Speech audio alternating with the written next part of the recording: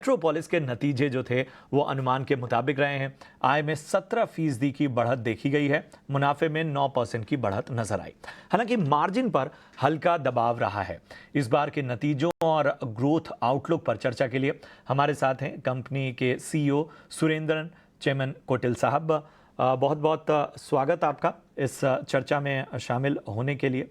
सुरेंद्र साहब, एक चीज़ मैं जानना चाहता हूँ कि हाल ही में आपने अपनी भूमिका में थोड़ा सा बदलाव किया है। कुछ नए रोल में आप अपने आप को कंपनी में आगे ले जा रहे हैं। ज़रा इसके पीछे की वजहें बताइए और इसके अलावा किन बड़े लक्ष्यों की ओर कंपनी तैयारी कर रही है। नमस्कार and good morning to you and your viewers.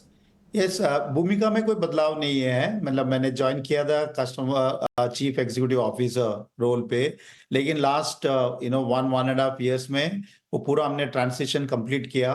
अभी अमीरा ऐसे रोल पे मूव करेंगे जो ज्यादातर गवर्नेंस और लॉन्ग टर्म स्ट्रैटेजी पे ध्यान रखेंगे, और मैं डे टू डे ऑपरेशन और बिजनेस मतलब मैं चलाऊंगा अभी से। बदलाव में मेरा रोल में कोई बदलाव नहीं हुआ। डेफिनेटली अमीरा का रोल में बदलाव हुआ। मैनेजिंग डायरेक्टर थी, अभी कंपनी का चेयरपर्सन रहेंगे। आई मीन ट्रांसिशन, ये फेस ट्रांसिशन का फेस है, तो that is what is the change of roles पर से। देखिए, हमारा Q4 बहुत अच्छा क्वार्टर रहा है। हमने overall company reported revenue 11% year on year grow किया है, और हमारा कोर बिजनेस जो है 15% का ग्रोथ किया है Q4 में, और हमारा एबिटा भी Q4 में 15% ग्रो किया। कोई भी पैरामीटर्स देखो, आप फाइनेंशियल पैरामीटर्स देखो, कंपनी का कोई भी पैरामीटर्स देखिए, आई मीन Q4 बहुत अच्छा से क्वार्टर रहा है, और ये जर्नी अभी आगे भी कंटिन्यू रहेंगे। और ग्रोथ स्ट्रैटेजी आपने जो पूछा, बेसिकली 3 या 4 चीजें जो हमारा ग्रोथ ड्राइव करेंगे आगे जाके। सबसे पहले जो हमारा नेटवर्क एक्सपेंशन, हम लोग अभी हमारा लैब का जो एक्सपेंशन है, लास्ट ईयर हमने 24 नया लैब्स लगाया पूरा कंट्री में। वो लैब एक्सपेंशन का जर्नी आगे भी कंटिन्यू रहेंगे, और तेजी से अगर लैब का एक्सपेंशन अभी चलते रहेंगे।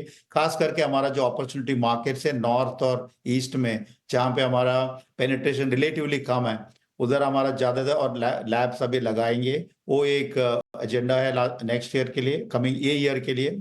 और जब आप लैब बढ़ाते रहेंगे, आपको डिस्ट्रीब्यूशन भी एक्सपैंड करना पड़ेगा, नया कलेक्शन सेंटर्स बढ़ाना पड़ेगा। वो भी एक एजेंडा है फॉर दिस ईयर।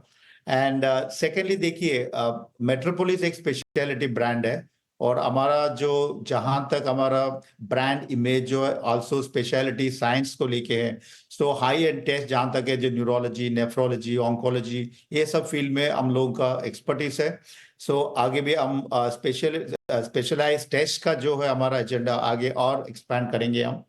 और थर्ड जो है वेलनेस है, wellness packages, true health wellness packages, जो अभी हमारा 15% टोटल कंट्रीब्यूशन है वेलनेस रेवेन्यू का। और हमको ऐसा लग रहा है कि मतलब ये जो है एटलीस्ट 4 to 5% हेडरूम जी। है इधर। ये जो वेलनेस रेवेन्यू जो है 15% से 20% तक लेके जा सकते हैं अगले 1 साल 2 साल में है।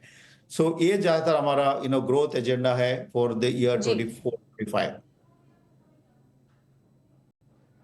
राइट। सर, वॉल्यूम ग्रोथ इस तिमाही हमने देखा कि सिंगल डिजिट जोन में ही रही है। क्या आप आगे प्राइस हाइक की कुछ योजना बना रहे हैं, और अगर आप प्राइस हाइक नहीं लेते हैं तो उस कंडीशन में फिर क्या आपके रेवेन्यू पर इम्पैक्ट नहीं पड़ेगा आने वाले समय में? अभी तो देखिए, 9% मेट्रोपोलिस ने वॉल्यूम ग्रोथ किया है पिछले साल में, और इंडस्ट्री में सबसे बेस्ट वॉल्यूम ग्रोथ है। इस इंडस्ट्री में 8 to 9% revenue growth, volume growth जो है वो आई मीन बेंचमार्क लेवल पे है। इवन कोविड का पहले भी जो है इस इंडस्ट्री में 7 8 9% ही वॉल्यूम ग्रोथ रहा है, पेशेंट वॉल्यूम ग्रोथ रहा है। हमने पिछले साल 9% वॉल्यूम ग्रोथ किया है, और सबसे बेस्ट परफॉर्मेंस है पूरे इंडस्ट्री में वर्सेस आवर पीयर ग्रुप। हमारा अनुमान अभी ऐसा है कि ये जो 9%, 8 9% वॉल्यूम ग्रोथ जो है वो आगे भी हमें कंटिन्यू करना है। यस, आई मीन पिछले क्वार्टर में हमने प्राइस इंक्रीज किया था, उसमें की वजह से हल्का से सॉफ्ट हुआ है volume growth. But I mean हम लोग को अभी ये देखने मिल रहा है कि वॉल्यूम ग्रोथ अभी स्टेबलाइज हो रहा है। आगे जाके वॉल्यूम ग्रोथ पुराना 7 8 9% लेवल पे वापस आएंगे। प्राइस इंक्रीज की वजह से जो इम्पैक्ट है वो टेम्पररी रहता है, और आगे जाके इसको ये करेक्ट हो जाता है। कुंदन सर, एक चीज़ अगर मैं कोर मार्केट को देखता हूं तो काफ़ी शानदार प्रदर्शन रहा है। स्पेशली अगर हम महाराष्ट्र की बात करें तो यहाँ का प्रदर्शन जो है वो काफ़ी बेहतर हुआ है। कौन सी ऐसी बातें हैं, कौन से ऐसे मूव हैं जिन्होंने इस कोर मार्केट ग्रोथ में मदद की है कंपनी की? देखिए, महाराष्ट्र हमारा स्ट्रांग मार्केट है और Mumbai of course as a city, Maharashtra में मैक्सिमम कंट्रीब्यूशन मुंबई से आता है। हम महाराष्ट्र में काफी ज्यादा लैब्स हमारा है, उसके बावजूद भी हमने पिछले साल में 3-4 एक्स्ट्रा लैब्स, एडिशनल लैब्स लगाया महाराष्ट्र में। तो हमारा एक्सपेंशन जो है महाराष्ट्र में कंटिन्यू रहेंगे जब तक हम लोग लास्ट लेवल तक, लास्ट अपॉर्चुनिटी तो टियर 3 टियर 4 मार्केट तक नहीं पहुंचेंगे, तब तक हमारा एक्सपेंशन स्ट्रेटेजी कंटिन्यू रहेगा महाराष्ट्र में। और सिर्फ लैब एक्सपेंशन नहीं है, हम लोग सेंटर्स भी उसी रेशियो में एक्सपैंड कर रहे हैं। सो फॉर एग्जांपल मुंबई में ही हमने पिछले साल अबाउट 70 एक्स्ट्रा सेंटर्स लगाए हैं। अभी हमारे पास मुंबई में 420 सेंटर्स है। हमें लगता है कि ये जो है नंबर्स 500 के ऊपर भी जा सकता है। हर 2 से 3 किलोमीटर में एक कलेक्शन सेंटर मुंबई में हम लगा सकते हैं, उतना अपॉर्चुनिटी है बिकॉज ब्रांड बहुत स्ट्रांग है मुंबई में। सो expansion of centers and labs will be एक one strategy, वो एक रहेंगे। बट उसके अलावा जो है मेट्रोपोलिस, जैसे मैंने बताया आपको, स्पेशलिटी ब्रांड है, जैसे साइंस ब्रांड है।